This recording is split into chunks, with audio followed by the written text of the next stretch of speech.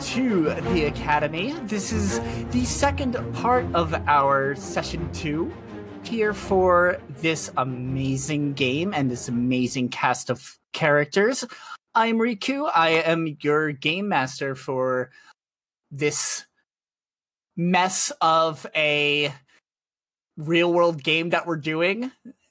But I am here for the ride and everyone else is, so good luck getting off. Anyway, let's reintroduce you to our cast of characters before we get started. Go ahead and tell us your name, where folks can find you, and who you are playing here on the Academy. I'm Echo. I play Liz and Alex in the Academy. I play Corey O'Reilly in Knights of Paintown. I play Nicholas Heisenberg. And I am playing the wonderful, the magnificent Manager John in Friday Night Fights. Yeah, that's me. I passed the torch. Hello, everyone. My name is Mikey. I am the founder of the D&D Vibe Tribe production. You can follow me on my personal social medias at Pop Culture Geek, or you can collectively follow us at D&D Vibe Tribe Productions. Make sure to give us a follow to stay up to date on all the projects we got going on, which is a lot. 7 actual play podcasts, 3 regular podcasts for a total of 10, so there is something for everyone. I get to run those amazing games, so it's a lot of fun. But for this one, I don't have to because I get to be a player in this. I am playing Ramon Oseguera, your human Path the Totem barbarian. So let's see what kind of shenanigans we can get into tonight. How's it going, guys? MiniMoss2218. You guys can catch me on all the social medias. Same thing. You guys can just call me Minnie. I'm playing Mr. Rashmi, I'm drunk all the time asshole of the group. But you also can catch me on Friday Night Fights as the reigning, defending IAW Tag Team Champions, one half the Tag Team Champions, and founding member of the Coal Club. Hey everybody, it's Chris, or Sutphin. Find me on social media as Cosmos Prefect. I am playing Edgar Wallace, a human variant wizard of the School of Code, who just likes to geek out and mess with electronics as much as he can. So let's anxious to see where this episode takes us. It's been a blast so far, so stay tuned, everybody. Saludos programas and guten Tag. I am Adolfo, the Nerdy Puerto Rican. You can find me on TikTok and Instagram at the Nerdy Puerto Rican. You can also find me here on the D&D Vibe Tribe as on Friday Night Fights, I play the reigning IAW champ, the Macho Mage. In Furusato, I play the Unicorn Clan member Shodai. You can also actually catch me in real life as I will be performing at the Tennessee Pirate Festival in Harriman, Tennessee with the Lords of Adventure. And you can find me at the New Jersey Ren Fair, which is the last weekend in May and the first weekend in June. That's down in South New Jersey, here in the good old US of A. And I also have a little podcast called the Nerdy Puerto Ricast. You can find it here on the D&D Vibe Tribe Productions, and you can also find it anywhere where podcasts are found. But this Nacht, I will be playing Dagny Hootercrypta of the Hootercrypta Funeral Home. Yeah, I am Deep Gnome Necromancer. Yeah. Hello, everyone. It's Josh. You can follow me on TikTok at MGPreacher. You can also follow me on Instagram at MGPreacherMark2 if you'd like. You can also find me here on the D&D Vibe Tribe Productions and 6 actual play podcasts. You can find I play Chris Remington in Red Harvest. I play the lovable Paladin and Darak Velgard in Call of the Deep. But tonight we're not playing either of those. We're playing the Academy. So tonight I would be playing on the party's Ranger. And following me is my lovable canine companion, Leonidas. Hey everybody, it's your boy Roll Sixes, or Dylan. You can find me on Twitter at Roll Sixes. Otherwise, you can also find me on Twitch or Instagram at Roll Sixes. Tonight, I'll be playing the ever fabulous Wyatt Luckbringer II, a human gunslinger with an attitude problem. And loving every second of it. All right. So, as a quick recap from last episode, Camden U is, and they got some time to get to know each other, some revealing some good and some interesting parts about themselves, some belief and some not. And we open tonight's session, or episode, I should say. We are technically still in the same session, at the gates of Camden University, where our party has met up with Ava, who, if you remember, is Liz's former student, and Layla, the monk that Rashmi met out at the tournament in the locker room, who also loved to have a drink. They're both dressed there in these cyan blue polo shirts with the school's emblem and name in the upper right corner. They're also wearing khaki. So, yes, if the shirt was a little bit more bluer, you would think they work at Best Buy. But no, they work at a university. They both have on these... But they both have a headset around their neck. It's like your normal, like, one earpiece with a microphone headset, which with a wire that goes down to a little speaker box that they're wearing on their hips. But they greet you. They're like, hey! So Layla speaks up, was like, about time you made it. How was the trip? That bad, huh? He was great. He's just drunk. No, you're drunk. Listen, now that you're here on campus, I'll show you the good spots. Fuck yeah. Ava then, actually, Liz, you notice Ava giving you a little wave, like super happy to see you. I was like, how dare you? She gives a little heart. And then you hear like a telepathic message of, love, I know you'll enjoy this, trust me. So they approach you a little closer so that not many people hear. So what we're going to do right now is we're going to just quickly walk through the university, show you a couple of spots that you need to know, like the store, give you the lay of the land as we head out to the home base. But I need to apologize ahead of time because we need to give up the guys that we are giving y'all a tour of campus. I'm going to apologize in advance. Wyatt's standing there just with his body armor on, like in his, obviously his pants. His guns are clearly... I'm sorry. I just got the visage of just the body armor and no pants. I was just like, what?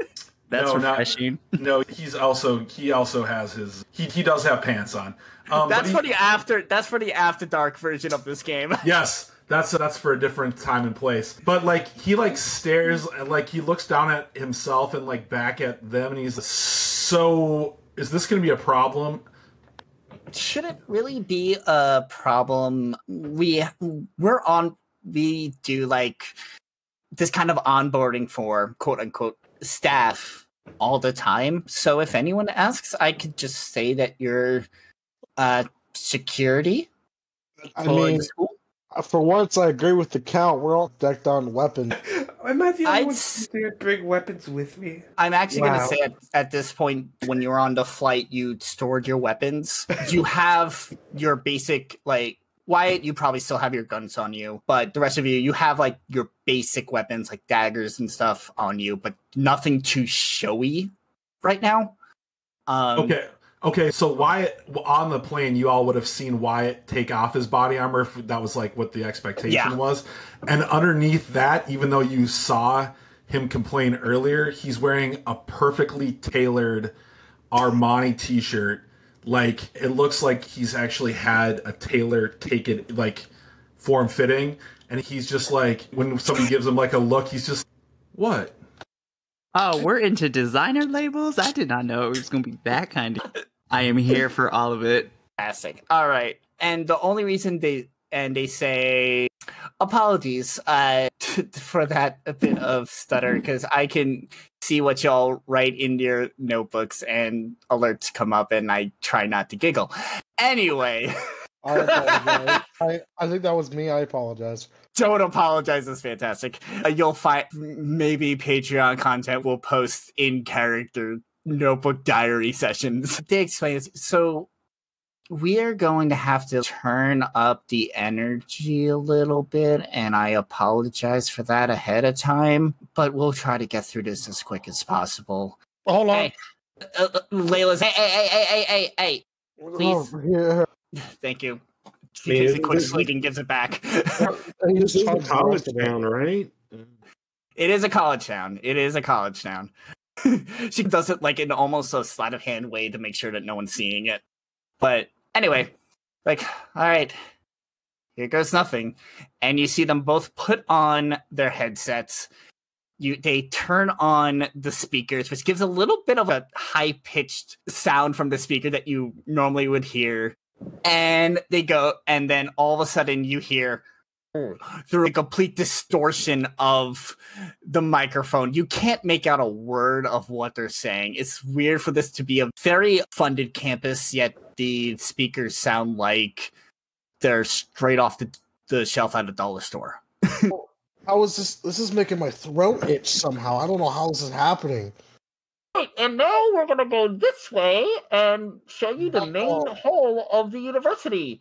And we're walking as they're like perfectly walking backwards without having to look behind them at all. They know exactly where they're going. After a while, you can tune it out a little bit. You can tell their voice pitch is very high. They're very in their like customer service. I'm a happy, preppy student here at the university. Liz is just listening and enjoying every moment of this. Yeah. Rashmi looks absolutely fucking miserable, like he wants to run away. No, keep going. He is totally sold on this, and somehow, halfway through the tour, he has picked up a pennant for the school, and he's just carrying it around. He's just carrying it, and like, so if someone like looks, it's like, 1 minute's not there, and the next minute he has it. And like at the next building, he all of a sudden has a baseball hat for the school. Until like each building you go to, he has a different sort of paraphernalia for the school. Until like at the end, he just is just fully decked out in like school colors and whatnot. However, his body posture is still the way like it was on the jet, where he's just like very rigid, one hand behind his back, his feet like whenever they stop, it's like at 45 degree angles. And Weissel gets a little jersey somehow. He's got a little school jersey. Oh, a little jersey. Once again, we need the animators to get on this. And whenever we pass by a spot where they had like the school universities ball caps, you guys turn around and look, and Leonidas is wearing one of those ball caps. And he's just giving you the biggest doggy smile ever. I swear to all the gods, if anything happens to these animals, Chris, I will riot. I'm gonna do my best not to, because I want them to live too. Hitch a ride on... Stop amplifying the cuteness! First Blitzen, now a weasel riding a dog. This is amazing. Listen, the animals are taking over. Good Lord. All right. Oh, kitty. So as they're walking you through the quad, you're looking around, and typical college students, you see a few of them playing spike ball, a few just studying on the quad. You see a couple college students that are playing frisbee with a dog, and the frisbee kind of actually whizzes over your head as you watch as the dog goes and chases after the frisbee. You continue walking, taking in the sights, and then you're actually stopped by that dog. Edgar, actually, you're actually stopped by that dog who sits down with the frisbee in his mouth looking up at you. It's the same dog you met at the Invitational. I thought I recognized you. How are you doing? Let me grab that frisbee so you can talk a little bit. You want some bacon? I got some bacon. How you doing? Good. I'm good. And you see him cock his head back to make sure that the students that were playing with him don't hear him talking. And he goes, yeah, I'm doing well. It's good to be back. That was a bit of a long trip for me. But no, things are good. How are y'all doing? Hold up. Is this Scooby-Doo? What the fuck? I was going to say, can the rest of us hear this talk? Yes. You all. Actually, I'm going to say, if you're not paying attention to the speakers, or I should say, paying attention to the speakers, he is speaking low. Go ahead and roll perception to see if you hear him. I'm actually looking for girls. He's looking for hot college girls. If you're tuned out of the speech and you're not looking for something That's else, exactly what I typed in my notebook to let Chris know what I was doing. Exactly what I typed in. Oh, jeez. So perception, that would be actually, 19. I should just ask. Let me just look at your passive perceptions. My perception roll for that would have been 18. Yay for having everything here. Okay, so if you're not paying attention, if you're not overwhelmed by the speaking and such like that, if you rolled higher than a 15 total, you hear the dog talking. Yeah. Yep. Gore. I'm not gonna. I can hear that he's being quiet, so I know he's trying not to bring attention to himself. So I'm gonna lean into Ramon and go, "Raggy, the rog is rocking," and walk away. Leonidas clearly heard the word bacon, so now he's just like that low whimpering. So really quickly, Ramon like leans into Rashmi before he leaves and is just like jinkies. Good lord. Liz is paying attention to the tour. Doesn't care. Yeah. So yeah, after a quick conversation, he just goes, "Hey, listen, I need to go back to just keeping watch around here, which is why I'm in this form right now. I'll catch up with y'all later, but for now, can you toss the frisbee back to those guys?" Sure thing, man. I'll be sure to keep an eye out for you. Thank you. And as he sees you prepared to throw it, you see him get into his stance like any dog would before you throw it. And then yeah. And then, oh, wait, what? I throw it. I don't release. Go for it. Roll a sleight of hand for that. Hold on. Yeah, roll a sleight of hand. It was just a mean thing to do. So where is my... Okay, so it's 10, so that's a 12. Okay. So you go and you like fake check the frisbee, and he gets from his stance and just stands up and says, "Really, man? Hey, I'm sorry. It's just an old habit. No harm." That's fair. But remember, I'm still human. Technically. Now go ahead and really throw it, so. All right, here we go. Give them a show. All right. So you go ahead and throw it, and he throws, and he runs back to the two students. You notice the two students are wearing fraternity letters. One is wearing Sigma Mu, and the other is wearing Epsilon Alpha. I'm gonna tap at Edgar. Wait. Yeah. Just so you got bacon? Yeah, you want some? Fuck yeah, I'm starving. All right, sounds good. Here, I can trade you for a Done. Rashmi has legit a utility belt on, full of whiskey flasks. He's only drinking like 3 of them. fair trade to me. He's walking away eating a piece of bacon. Not Thormir, but Leonidas walks up to you and just paws your leg. Just looks up and give you those big puppy eyes. He gets some bacon too. He walks up really happy, his tail wagging a mile a minute. You hear from your two tour guides. So I got bacon. Now, if we keep going, and they flip down their microphones again, and you just hear and you head into the building. So, as this goes on, you're learning a lot about the campus. They're giving like their whole spiel. They turn off the speaker when they're inside the buildings, at least, so that helps. But they're giving you some of the history, what kind of things you can do here.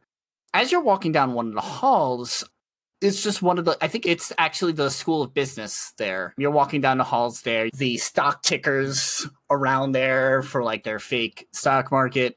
And you pass by two students with a teacher talking to them. And Layla looks over and goes, "Oh, hey, Callum." And Callum turns around. He goes, "Oh, hey, just checking in with a couple of my students." And like, "Oh, okay, we'll leave you be then," and continues walking. Ava explains then, "Oh, Callum is actually technically the faculty advisor for Epsilon Alpha. They are the business fraternity here on campus." Absol. Oh, I'm sorry. I had something in my throat. I'm gonna put up a hand for a high five for Wyatt. Callum. Oh wait, yeah. Callum just looks at you and goes, "Actually, no."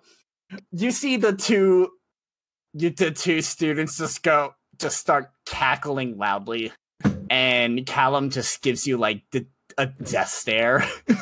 I'm sensing some hostility between the two of you. I just stare. I smile and just stare back. And as we're walking, I'm like, that motherfucker owes me a T-shirt. Like, can we not try to make ourselves drama on the first day, please? I feel like that ship has sailed, but yes. Yeah. Just for clarification for this, Callum is actually more in a more professional dress for what a professor is. He actually, unlike everybody else who's part of the academy, he actually did take a job with the university. So he does do it as a side job when he's not out on missions. He's also wearing like these very thin glasses too. So doesn't look at all what he looked like at the competition and such. So you all are continuing walking, going through everywhere, and you take a stop at the school store. And so you walk into the store and there's not really anyone there. There's just a desk there, and you hear Ava just go, "Oh, just one moment. I'll introduce you to the person who runs this." And then you just see her just go.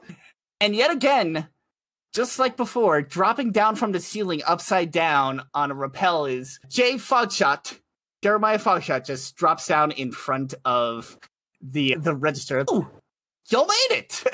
Not Oh, no, Spitter you're Man. Oh, On okay. down, unhinges himself. He goes, "I think I finally got that issue all done. Welcome, everybody. Glad y'all can be here. This is the school store." You look around and there's school supplies, there's swag gear, like hats and stuff that you can normally buy. There's like food and drinks for students to grab a quick snack. But Jay just goes, "I'm sure you all probably want to see the good stuff, don't you?"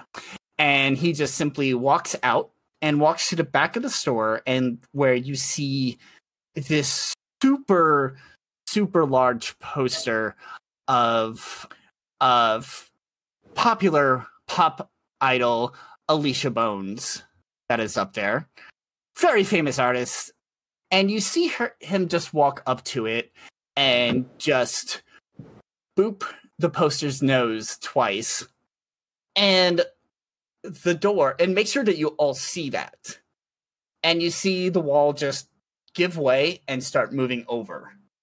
And he leads you inside. What the fuck? And inside is another store. Except instead of supplies, like school supplies, exploration supplies, weapons, armor, and everything you can think of that you can use for your missions.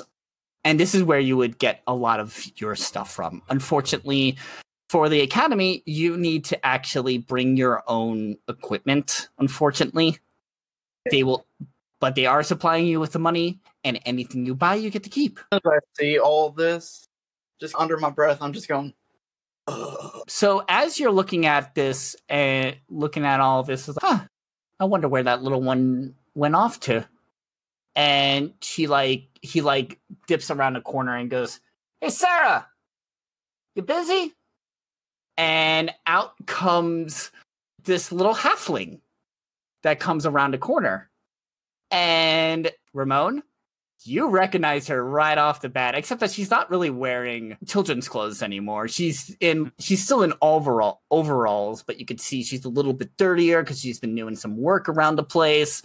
And it's now very clear that she is not 9. She is more like 29. I can respect that. Ramon just looks at her and just like, "So, how's the bear treating you?" It's good. I gave it to my boyfriend. He really likes it. Hey, as long as someone likes it, I'm cool with it. Yeah. Yeah, he likes it. Oh, and I'm sure you would like this. And she walks up to you and hands you your wallet. I check to see all the contents are still in there, which It's isn't all a in lot, but even still. It is in there. Mikey, you remember that perception check I made you have while you were helping her? It makes sense now. She's an arcane trickster. Okay, now I respect that even more. She's an arcane trickster, and so she's able to make her mage hand invisible. So, Just so you know. after checking the contents, Ramon gives her like the rock, like one eyebrow raised up, but then just nods and just says, "I respect that," and puts his wallet back in his pocket. You see her and she's, well, I'm off the break. And she like does the little girl skip off as like almost to mock you for pulling it off. We'll check to make sure nothing else got stolen. Nothing got stolen. Don't worry about it. Jay looks at all this and just sighs and just goes, don't worry. She does that to all the new people she encounters. Just means she likes you. I'll take it. I would hate to find out what she does to people she doesn't like. You see his face just crunch up and almost go white, as in, oh no, you don't want to know. Oh, you poor thing. You must have witnessed it firsthand. Poor thing. Let me tell you, the prank she can pull is, yeah, have Melinda tell you a story sometime. Anyway, but yeah, feel free to come by once you want to stock up on stuff if you need any potions, any weapons, or any upgrades that you might need. Yes. Yes, Swordmere? Oh no. Do they have any canine vests? Let's see. Yeah, you're kind of cutting out a bit, but I heard the most of it.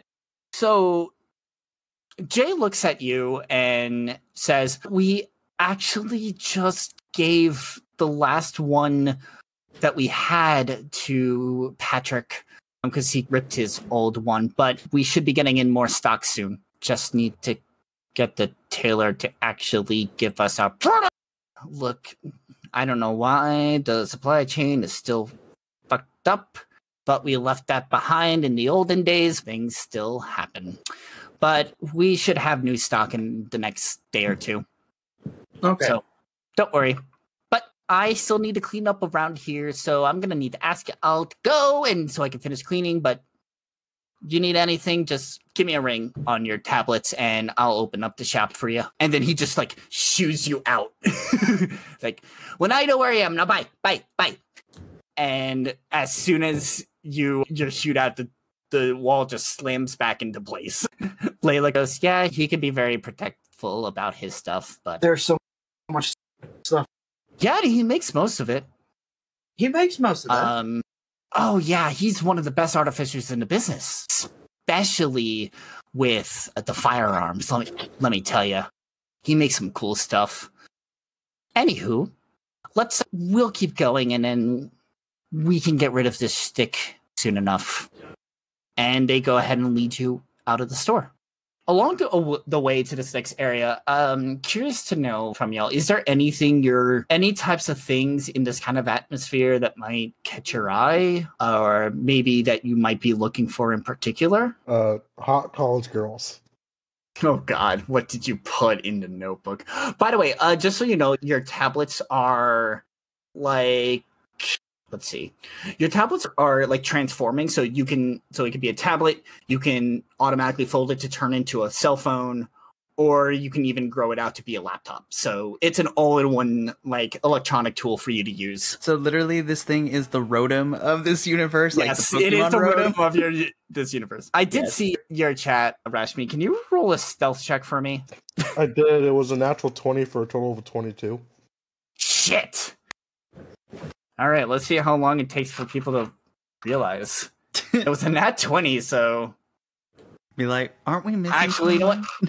Things continue on. Anyone else? Anything like you think would catch your eye, or do you want to just continue without anything in particular?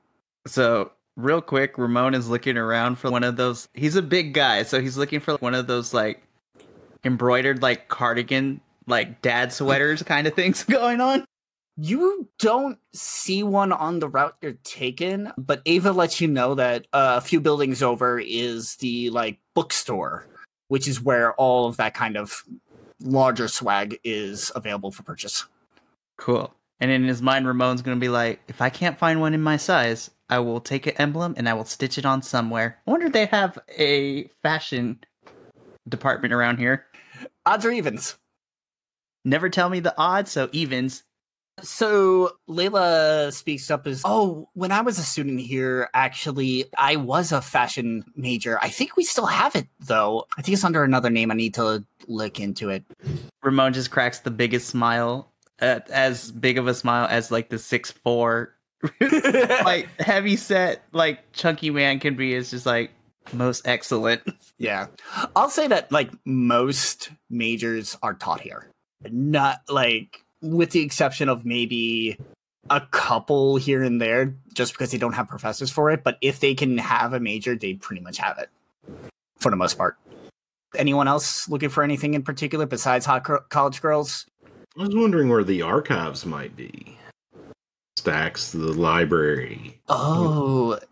So as you were walking through the quad, you noticed a really big building with a clock tower in it. Ava points out that's their what they call the Memorial Library. That is the main library on campus. There's a lot of small libraries around campus, depending on where you are, because everyone has their own preference or for specific majors. But that is the library. It's about 8 floors. It goes up about 8 floors, but it also goes down about 12. So there's a lot of stuff in that building that you learn about that you can check out when you get a chance. Anyone else? Okay. Dagny's at about 75% swag coverage right now. All right. And I'm not saying I need to know if this is here, but I'm just curious. Does this university have a criminal justice system? There's campus police. So as much as campus police does, they do have the authorization to, just like the normal Seattle police have, but they're specifically designated to campus. Okay, I'm just curious. Yep. Okay.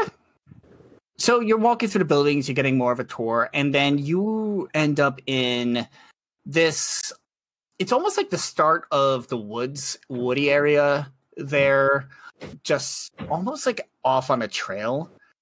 And out there, you see this very small shed out in a clearing. And the shed, you could tell, is where this place used to be farmland, so there's a lot of, it's assumed that there were tools in there, but it's definitely old and decrepit. It looks like it's just standing up on one beam. And you see Layla turn around and go, "And welcome to headquarters." As she looks around, she's like, "Where the hell did that drunk go?" Ramon looks around. He'll reappear. They always do. If he doesn't show up, we know one of two places to look. One would either be any type of bar or any place where any university girls would be. You could find both in a bar. Rashmi, so you originally told me that you were going to seek a way to sleep somewhere? Oh, yeah, he's in the secret store sleeping in the corner. That's Okay. where he snuck away. Let me check something real quick. There he is.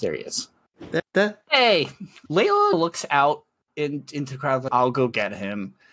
And she steps like almost 2 feet, like 2 steps out from the group. And you hear XC coming from behind the group just saying, "Oh, don't worry. I got him." And he's like holding Rashmi in his arms, walking up to the group. As he's sleeping? Are you still sleeping? Oh yeah, I'm like cuddled up against him. I'm like holding onto his head like a little kid all passed out. He basically rolled a natural 20 to find you. It's a natural 20 to be a natural 20. Yep. So he carries you up. And says, "Do I really have to carry him inside?" And he actually looks at all of you instead of to the group of them because he knows exactly what Ava and Layla will answer. Ramon offers to take Rashmi and carry him. I can wave some bacon under his nose and see. As we're waiting for XD and all this is going on, Dagny will start the ritual to create Tanzer's floating disc. So when he shows up, he can just be like, "Why did you not put him here? Yeah, he will be very comfortable." XC looks down at, so by the time he gets there, the disc will be there and goes, "Oh, thank God you're useful." And just plops him down on the desk. Dagny with the little banner on a stick, he just waves it. Layla just goes, "Now that's settled. Shall we?" And she walks over to the shed, opens it up, and she and Layla and Exeek all walk inside. All right.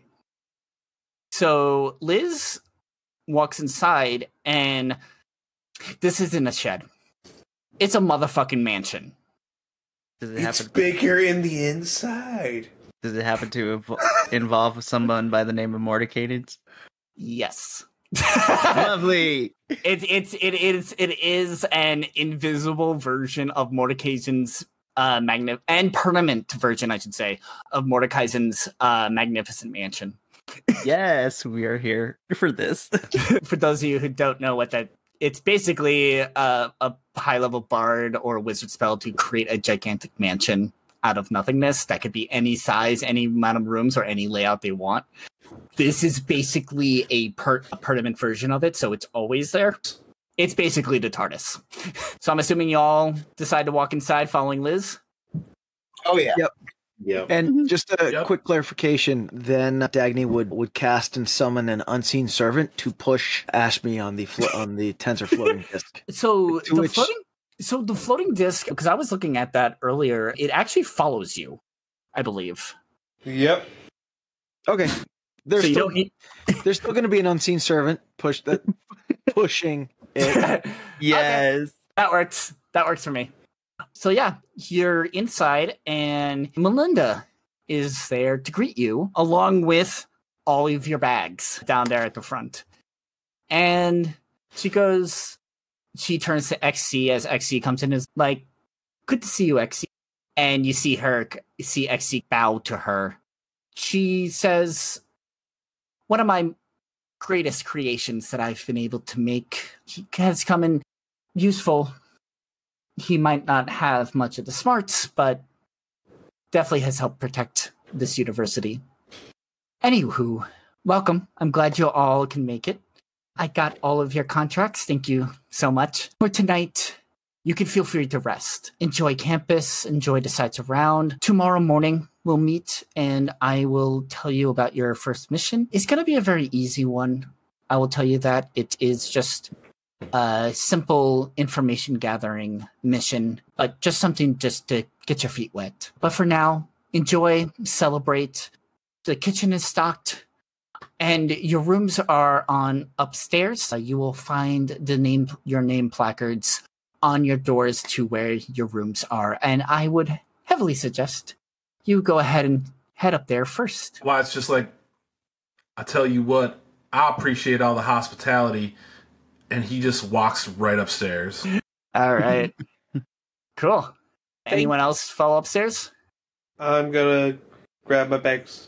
Thank you. And I'm going upstairs. Okay. Dagny will turn to the floating disc and the unseen servant, and he will say, "Gunther, schnell," and turn back around and follow everyone upstairs. I'm gonna go ahead and grab my bags, but just out of sheer habit, he goes through his bags to make sure everything's there. And just to clarify, Minnie Moss says no. Ash still on the tensor floating disc, being pushed, quote unquote, by Gunther. Oh, The yeah, unseen Rashmi servant. is still passed the fuck out. All right. And I'm assuming, Edgar, you follow up as well? Oh yeah, sorry. Yes. No worries. All right. I'm going to go ahead and go through this for each of your rooms. And we'll go through this one by one. But as a general note, you open the doors to your room, and it looks like just a very plain room. It looks like a dorm room. Everything is just super, super basic.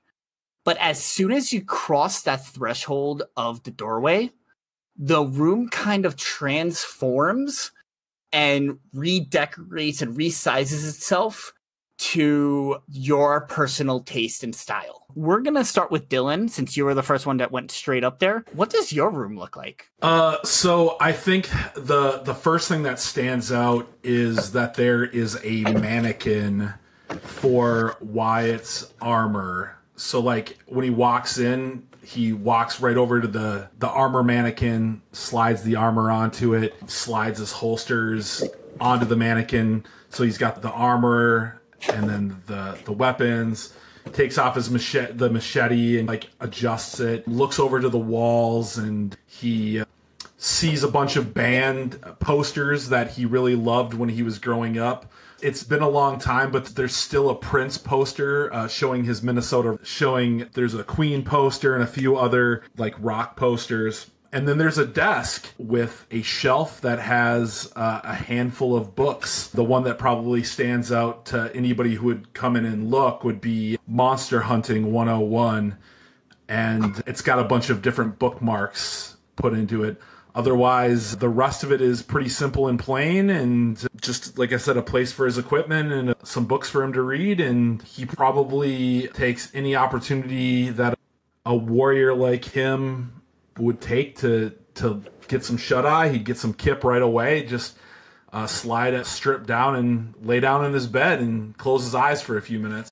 All right. Before you lie down in your bed, you actually see what looks like a package on your bed. It appears to just be a dark blue covered box with almost like a shoebox, but definitely better than a shoebox. And it has your name on it with a small card on top of it. All right. Growing up in Carolina, he knows better than to not open the gift before reading the card, so he's going to slowly crack the envelope and open up the card and read what it says. So it simply reads Wyatt, and it says, "Even if you are a dick," signed Callum. Wyatt looks at it and tosses it on the ground, and he's like, "I bet you this is my motherfucking shirt," and opens up the box and looks inside. It is a shirt, but you notice that wrapped in the shirt, there's something else. Okay. Wyatt will unfurl the shirt and carefully let the object fall into his lap. It's more like objects. You notice that there are 3 magazines for your machine pistol that come out of the shirt. Taking a look at the first one, it looks like normal in terms of a magazine. You notice that there is there's 5 buttons color-coded on the bottom of the magazine. And then when you look into the bullets are just almost swirling, changing colors every so often for this one. So what you actually have here is elemental bullets. So what this does is when you load it into your gun, you have to press one of the buttons on the bottom, and each button corresponds to a different element: fire, cold, lightning, acid, or poison. And essentially, when you fire your bullets, each bullet that is fired can also do 1d4 plus your wisdom modifier of elemental damage on top of the regular bullets damage. Cool. Wyatt says these will come in handy. Yep. The second one feels very heavy, heavier than even you're used to, and it has a big ornate W on the side. And on the opposite side is the image of a fist. You immediately recognize this as walloping bullets. So what happens is if you hit somebody with these bullets, they have to make a strength saving throw, DC 10, or be pushed back 10 feet. Okay. Wyatt kind of considers this for a moment and looks at the third one. The third one you take a look at, and it's a bright green magazine. When you look inside, it is this light green color from the bullets, and you get this kind of really good energy coming from it. You realize that these are definitely very different types of rounds. These are healing rounds. So these rounds, for whoever you hit with them, yes, you can shoot your own party with them. They will heal 2d4 plus your dex and wisdom modifiers in health points. Cool. Wyatt smiles and he walks the clips over to his belt that's got his holsters on it, and he adds them to the other clips that are on there, just taking mental note of where each of them is.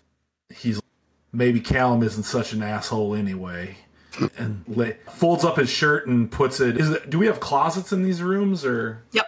You all have like closets, drawers, dresser drawers, really anything you want to have in this, any type of furniture or anything. This is your room, and it magically forms to what you want. Sure. Wyatt looks for a closet, so then he finds one, and he hangs up that shirt, and along with he's kind of standing there in his underwear, and I'll hang all the rest of this stuff up later, and goes and gets some kip, like I said. Awesome. Next up, we're gonna switch to Liz or Alex. What does your room look like? There is 2 separate rooms. I'm gonna say it's gonna be one room split down the middle. Like it's like the 2 siblings that don't like each other that decide to paint their room half different colors, like There's like that kind of stuff. There's like duct tape in the middle of the room splitting. Yeah, it something in like half. that. Yeah, I'm gonna say it's that. I'm seeing it like Two-Face's lair from the Batman. Oh my movie, gosh! Batman and Robin. Yes. I've never seen that, so you're gonna have to send me an image of that. Ooh, we're on it. Hold up. I'm guessing this side looks more homey. Oh, that's a place where I want to stay. There's some posters out there. Oh, here's a musical. There's where I worked for 250 years at that university. And just, oh, here's the instruments and everything. And on Alex's side, it's completely militaristic. Very bare minimum. Like, the only thing which is, like, weird, there's a giant dartboard up top, and it just has lines all over it. And it's what the hell happened is in the middle of it. It's just, like, all these events, and this is just, like, about it. So on the bed, for you, the package that's on your bed is a little bit smaller. And it has, again, a note with it. And when you go to read it, it's from Ava. And it says, "Can't wait to see you up to your old tricks." My old tricks. She's gonna put the note in a safe place, put it into her desk, and then see what the actual gift is. When you open up the gift, you realize that the box that the gift came in is actually part of the gift. And it's basically holding a deck of cards. I see your faces. It is not that. It is not that. I was gonna say. I was like, oh shit. I am not giving you a deck of many things at level 3. Fuck that noise. If you did, I was just gonna be like, "Hello, everyone. Who's ready to die?" Pulls out all the cards. No! So you take a look at the deck and you're flipping through the cards, and it comes to you just, and it actually more comes to Liz, just knowing the history of a lot of this stuff. What you do have is a deck of illusions. Ooh, this helps me out a lot.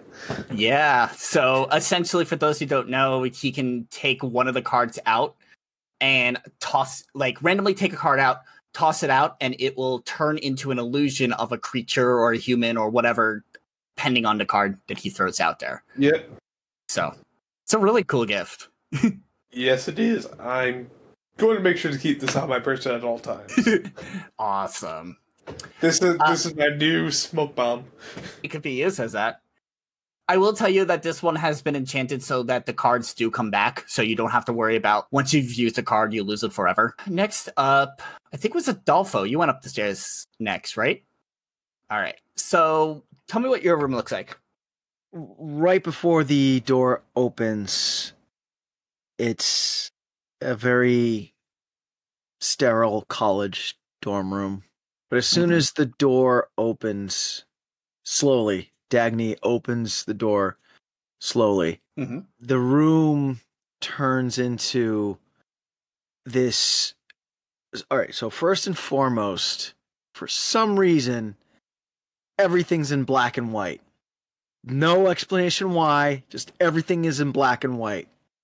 The wall, it looks like a German castle almost, right? And the door opens up to a platform, right? And the walls are stone, and the stairs are stone. There's no handrails, so OSHA, no OSHA. There's no OSHA here, okay? The wall is actually is round, is circular, so the staircase curls down, right, to the floor.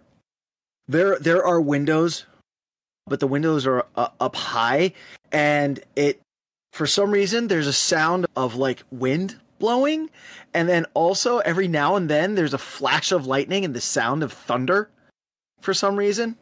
At the bottom of the stairs, it looks just like out of the Frankenstein movie, with a huge ass Tesla coil, a big table, a big slab table, with the restraint in the middle, and it's to this winch so it can be pulled up out of the ceiling. There's all sorts of weird machines. There's a neutron analyzer, a cosmic ray diffuser, barytron generator, amongst other things. There's other tables. There's empty jars like waiting for samples and whatnot. There is a big silver door which would lead to just like a big freezer, and then there is another wooden door, and that wooden door leads to Dagny's private study. And then off of that is his bedroom. But the study the study is like just like wall to wall books on anatomy and biology and that sort of ilk. Also like texts on necromancy. Of course, those texts have a fake wrap on the front, and it's like some really boring topic. When you open it up, it's a book on necromancy. And also, like, on the air, for some reason, if someone stands there long enough, you hear the Frankenstein theme, just floating. Dagny stands at the top of the stairs, his hands behind his back and his feet at 45 degrees. Weissel hops up on his shoulder and peeks out from the back, and the unseen servant, like, hovering behind him. And Dagny just goes, "Bring the bags," and he just walks on down, and the door just shuts. Totally leaves Ashmi on the Tenser's floating disc out in the hallway. Okay, as you get further from the disc, just to let you know, the disc just dissipates when you get too far out from it, and Rashmi just drops to the floor. We know this. What we originally were talking about. But yeah, let's go classic book. You find it's wrapped in like this like brown paper, and the note on it is actually from Patrick, someone that you really haven't met yet. But he says simply, "Loved your work out in the field and loved watching you compete. Love your energy, and you're a weird one, but you're our weird one." And so you're going to open it up? Okay. So as you open up, you realize that it is a new spell book. I will allow you to transfer all your spells for free and all that stuff. The book itself has, set into the leather cover, are topaz crystals. So it you definitely feel the necromantic energy off of it. The necrotic energy, I should say, off of it. So this definitely will work towards you. On the front of it, you do see the figure of a dragon. And you could see the dragon is moving as you move the book. Almost like it's sleeping, but it's like just stirring in its sleep. What you just received is a new focus, but it is a dragon-touched focus. So what this gives you, it is, since it is topaz, it is of the gem type. You now have advantage on initiative rolls. And whenever you use a spell slot to cast a spell, you can immediately teleport to an unoccupied space you can see within 15 feet. So if you want to be creepier and just be casting spells and teleporting all over the place, that's why I found that one for you. You do see a note with it that also says, "Bring this to me after you've gained more experience. I may be able to make this more powerful." This is a focus. This is a type of focus that can evolve over time. I will let you know when that time comes, but it will give you some really cool features as it grows. If you continue to use it, that is. It does require attunement, just to let you know. Okay. So Dagny will hold the book and he's got his smile on his face, and Weissel hops up on the table. And of course he's in his room and no one's around. But Dagny looks at his book and he smiles his creepy smile and he goes, "What did you think?"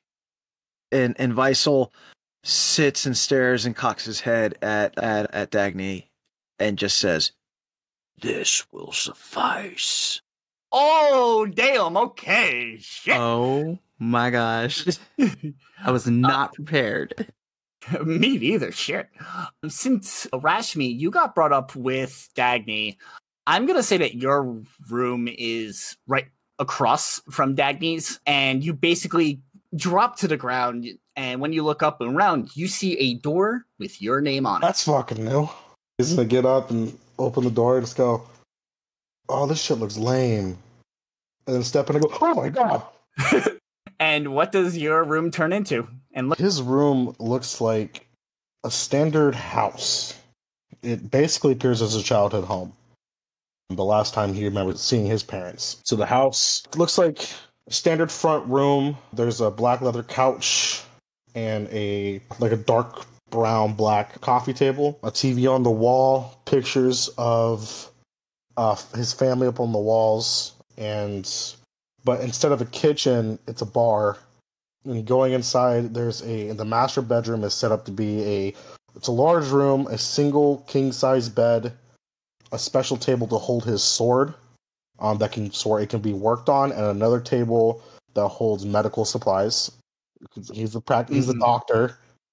And then from there, it's a standard house, a single bathroom. There's no other rooms except for a single room that he walks by, looks at it, and keeps it locked. It doesn't go into this room. But it's just a standard-looking house with pictures of his family and everything up on the walls. But instead of a kitchen, there's a full-functioning bar. Awesome. As you look to the bar, instead of on your bed, you see, first off, a handle. They know how to treat a motherfucker, this bitch. With a note attached to it. And in the note is actually from Layla, who says, just simply says, "You still owe me a drink."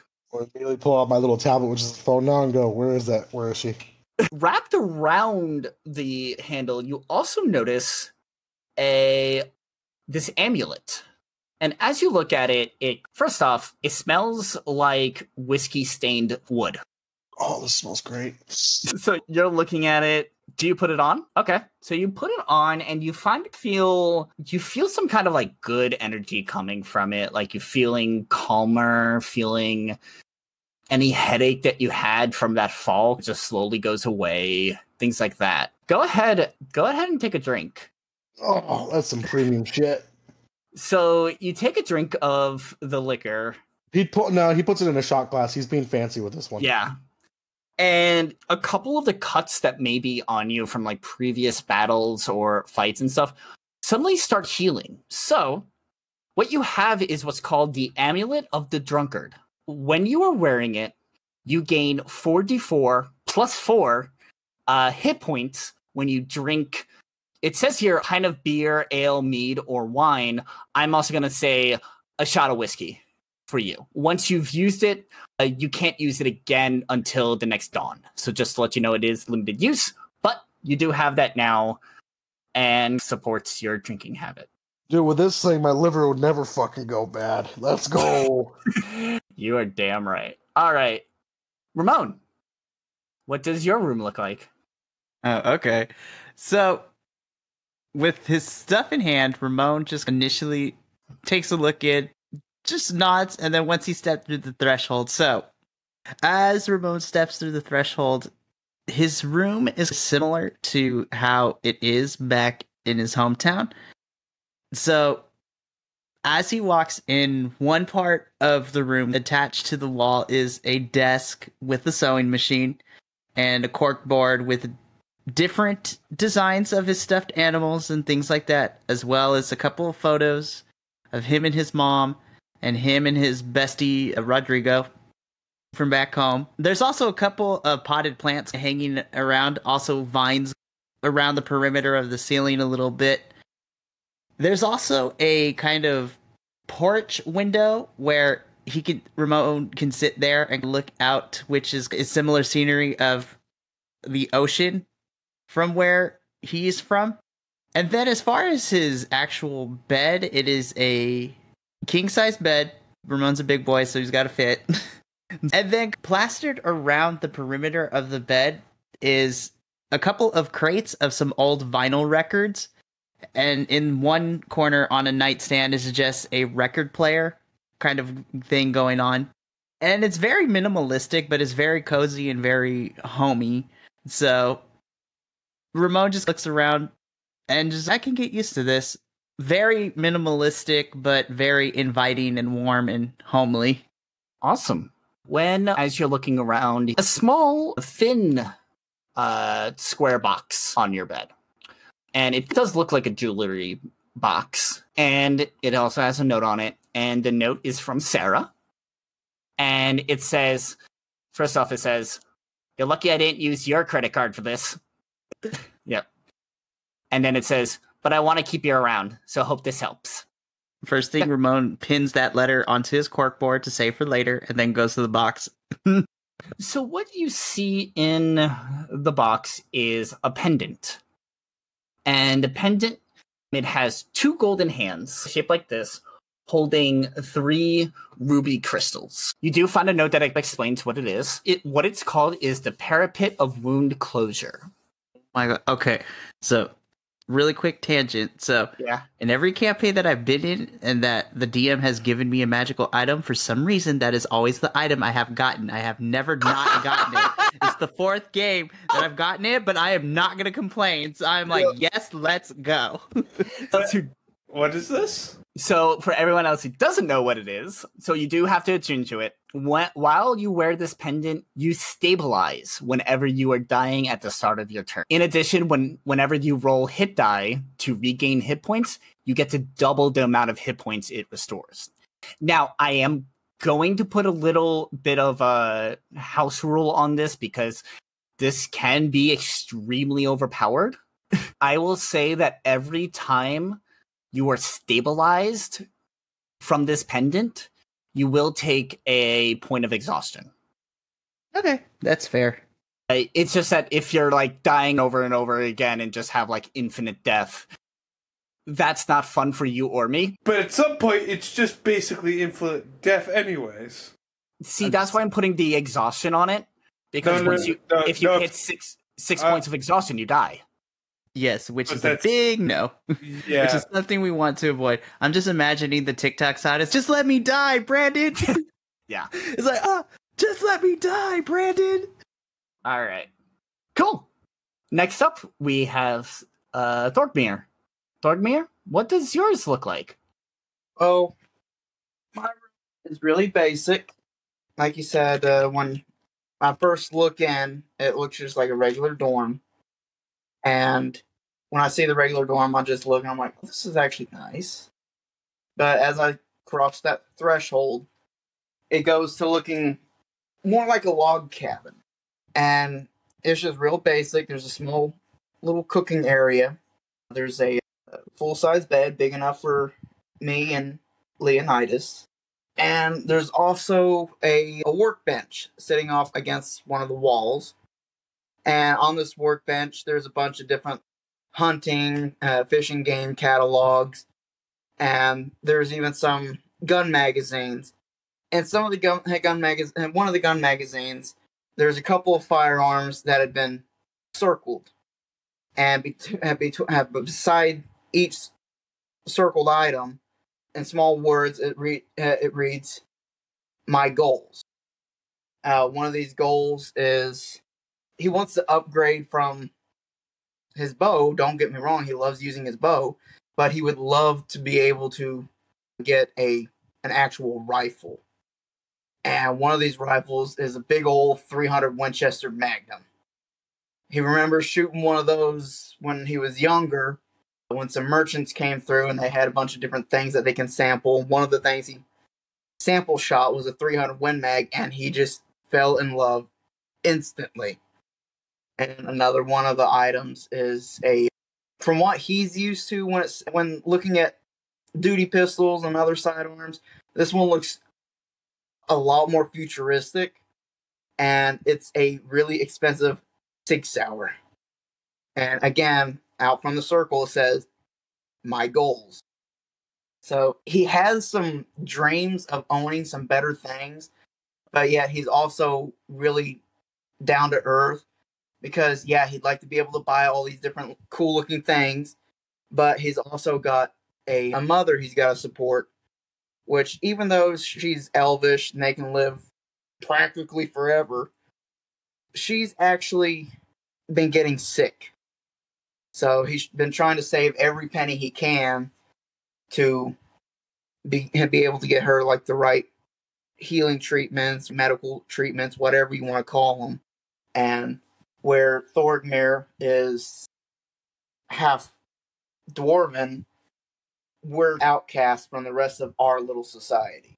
So nobody else really wants to lend any kind of aid to her because we know what you did. We don't like this. You're on your own. So even though they, air quote, put up with us, they won't go out of their way to help us. Really, only me that's kept us afloat this long. You may live here, be living beings, but you're not us. Exactly. Or basically the meme of Anakin and the Jedi Council. All right. On your bed, you find a bit of a larger package. It's not a thin enough box to be a weapon, but it's definitely a rectangular in height, squared off box. The note on it is actually from XC. I'm going to actually give you something in your notebook right here, something really cool that you're going to get to know that no one else does, or at least no one else has picked up on yet. Yeah. But it is from XC, and he says, and essentially says, enjoyed working with you, buddy. Thanks for your help out during everything, even if it wasn't real. Hope this helps you out as well. And you're such a nice guy. And when you open the box, it is a quiver. Oh. It's definitely, it's all metal. You can tell he made it himself, or at least with help from other people. But you can feel magic coming off of it. Can you roll me an Arcana check real quick? Yeah. Let me check real quick to see if I have anything else in Arcana. If my phone will cooperate. I can tell you. You have a +2. Yeah. Okay. So it's D20 +2. Okay. Watch, I roll a 1. I called it. You called a 1? Yep. All right. You can't tell at all what kind of magic it is. It is completely foreign to you. But you look back at the note that you got, and you learn what this quiver is called is the Efficient Quiver. Essentially, think of a quiver's version of a bag of holding. You can hold up to 60 arrows, 60 bolts. You can also store up to 18 javelins or similar objects.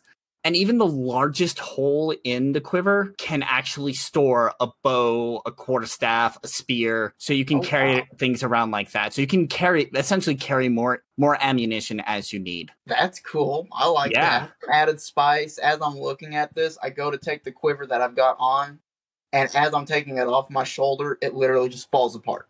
It has been repaired so many times. It's just done. Good. I'm glad I picked that one for you. All right. And last but not least, we have Sutphin. Edgar, what does your room look like? So you walk in, and then the first thing is this big leather chair that's just massive. Just that looks well-worn, just screams comfy. Mm-hmm. And then you look over to the other side of the room, and there's a drafting table kind of thing, just sprinkled with parts and tools and just all kinds of knickknacks and whatnot. And then bookshelves with the same just randomness, just random stuff here, there, and everywhere.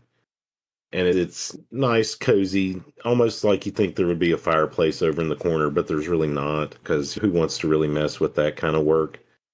But other than that, it's fairly average. There's a bed and a little kitchenette, little fridge, hot plate for frying bacon.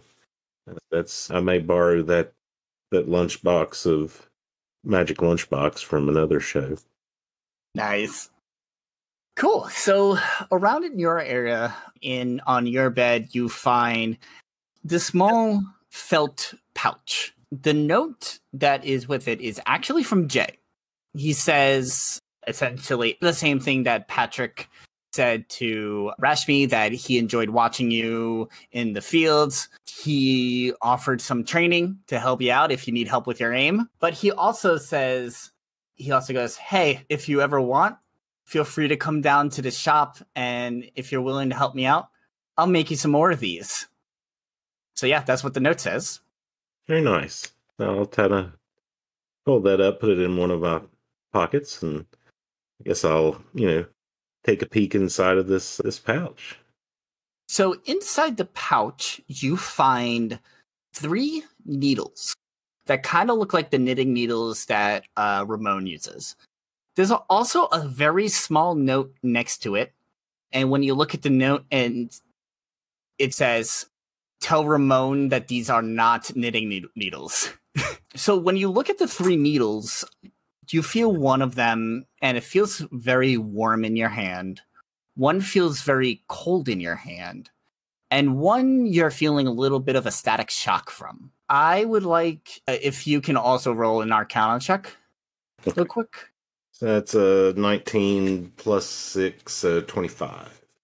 Oh, yeah, you definitely know what these are. These are 3 needles that essentially create spell-wrought tattoos. Essentially, you take one of the needles and you put it to your skin. It creates a tattoo based on the spell that it contains. And it's a one-time use spell, but you can cast that spell at its level for free from your tattoo. The 3 spells that you have in there are Lightning Bolt, Sleet Storm, and Fireball. Even though you don't know 3rd level spells yet, you can still technically use 3rd level spells right now if you wanted to. Jay is an artificer, which means he also has the replicate magical item infusion. So he is offering... So when you use it, the needle reappears, but it's empty. It's just a normal needle after you use it. You can bring it back to him, and he will infuse it with a new spell if you wish. He can only do one a day, though. So you can't, refresh all 3 of them at once. Same spells, different spell? Does it... you get to choose the spell. Depending on your level of experience in this game, he may go up in spell levels, but right now he's willing to give you 3rd level spells. Right. Cool. Okay. Very nice. Yeah. Very nice. I can see this coming in handy. Oh, yeah. And I need to check out. I'm going to check in on him and definitely go by and maybe do some apprentice work. Awesome. So now you end up having the nights to yourself. Melinda has mentioned for everyone to meet in the living room area at 8 a.m. tomorrow morning. And she will make sure that you're there at 8 a.m. tomorrow morning even if you're still sleeping. You know exactly who I'm looking at. But for now, that is where we're going to end for tonight. Feel free to think about what your characters each do with your night, because we can do a quick recap on our next session. But for now, that is where we're going to end tonight. Tonight was a lot of role play, but we will be getting back into the hard action soon enough. But thank you so much for listening, and thank you everyone here for being a part of this. I am learning more and more about your characters, and it's been a lot of fun. So catch us next week to find out what this first mission is. In 2 weeks, when you find out when this first mission is. But for now, have a fantastic evening. Get some sleep. I know I will. And I will see you all next time. Bye-bye.